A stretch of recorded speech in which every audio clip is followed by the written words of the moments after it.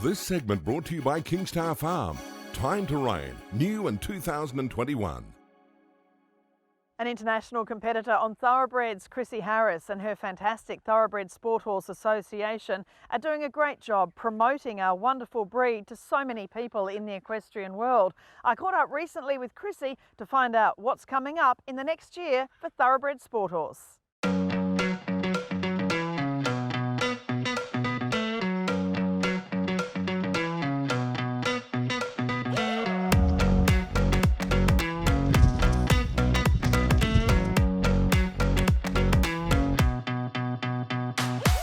It's been wonderful seeing the development of Thoroughbred Sport Horse Association. You're doing so much work, of course, in New South Wales, but also in a number of different states around Australia. Well, we're having a lot of success both with the jumping and the hacking in Queensland and South Australia as well. So at the moment, we've got, over 900 horses on our books as licences, and we've got 60 shows going in South Australia, Queensland and New South Wales. And of course Stonewall, your development, I mean it's come along such an enormous way, but what a great facility for you to be able to have so many of these classes showcasing great thoroughbreds off the track.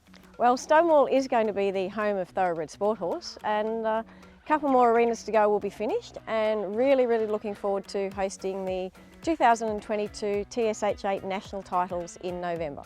Well, it is important to have this progression, like a pathway really, for people taking on thoroughbreds, whether they've raced or not. Just tell me a little bit about how you structure your competitions and what's available for someone that does take on a thoroughbred. We structure our competitions to make it really easy for the show organisers. So we'll just add on into an existing show, so that's why we can do so many of them. And we like to sort of cover all bases, starting at 80 centimetres and going up to 1.20 m.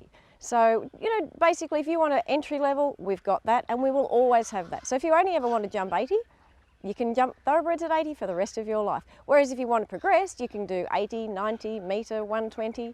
And then at the Thoroughbred Nationals, we'll have 130 classes and hopefully Australian record for 6-bar and puissance. Are you seeing a greater take-up of the thoroughbreds from a lot of riders that might have otherwise chosen other breeds, stock horses or part warm bloods or what have you? Is it really starting to be recognised that there are rewards if you are competing on a thoroughbred? Definitely, because thoroughbreds are at the moment exceptionally cheap to get them off the track, and those kids that would not normally be able to afford a competition jumping horse can, because they can buy a thoroughbred, and then it's a level playing field, because everyone's riding an off-the-track thoroughbred or a thoroughbred that's never been anywhere. And I don't really know what's worse, because when you get one off the track, they are beautifully balanced when they canter. So, they've spent their life cantering, they've got a great work ethic, they've seen a lot of things. And this is the thing, I guess, we need to get through to a lot of people in the equestrian world, that no matter what horse you take on, as you say, a thoroughbred might not have been used to being tied up to a truck, or, that's all a learning curve. But any young horse that you're training to be at an event will take training. Absolutely, whether it's a warm blood or a stock horse, if it has never been anywhere, it's exactly the same as the thoroughbred. So they're no different as young horses if they haven't raced. When they've raced, as I said, there's pluses and minuses for them. And you've had some great, competitors being involved. We know, of course, Caitlin Malley and on Little White Cloud, Jess Bott, we'll feature them in some stories coming up. Adrian Bott, her husband, of course, sponsoring a class. But it's really good to get some people that have a bit of a profile involved as well, isn't it? Oh, look, we've had some fabulous riders over the years win amazing things on thoroughbreds. Rod Brown, who's the current eventing jumping coach for Australia, he went to the Olympics and the World Championships on thoroughbreds. Vicky Roycroft probably needs no introduction, and she's just an absolute icon and a legend. She is in her 60s and she's still exceptionally competitive, and she wins nearly every thoroughbred class she goes in. So what would you say is the benefit to someone who's thinking about getting a thoroughbred? What are the real positives? Well, the real positives are they're lovely horses. It's not going to cost you a fortune to get into the game, and we've got that many classes going, and we go to that many shows. We're trying to make it bigger and bigger, and it's really taking off. In the equestrian industry, the shows are contacting us saying, hey, we'd love to run your classes. So I think that's our niche, is to bridge the gap between, there's the thoroughbred industry and there's a lot of retrainers, but retraining for what? So that's where we fill the gap. So, they've got an aim. It's like aiming for the Everest or aiming for the Melbourne Cup. You have a racehorse because you've got this dream. Well, now you can buy a thoroughbred with a second career, and we are giving you that dream. You know, the Australian Championships in 22 has got, already we've had people ring up and say, hey, we'd like to sponsor. And I'm eternally grateful for the thoroughbred industry for realising, you know, the part that we are going to play. Because at the moment, Nicole, my partner in crime for organising this, we've spent so much time trying to get the shows off the ground, get the competitions off the ground, that we've been a bit slack in the looking for sponsorship department. But the thoroughbred industry just kicked up. I mean, I'm gobsmacked and like just so grateful.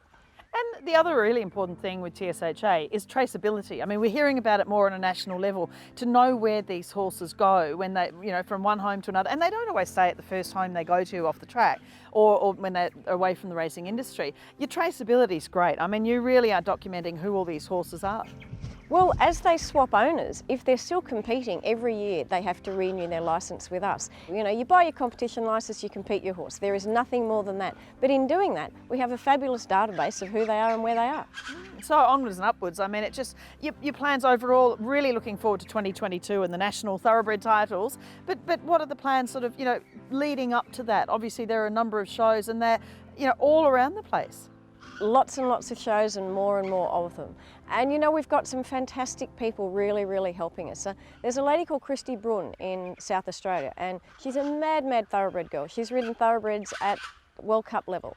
And so she's one of the organisers over there that's really helping drive the shows. In Queensland, we've got Clem Smith, who's a World Cup rider. He World Cupped on a horse that I started called Clark Kent.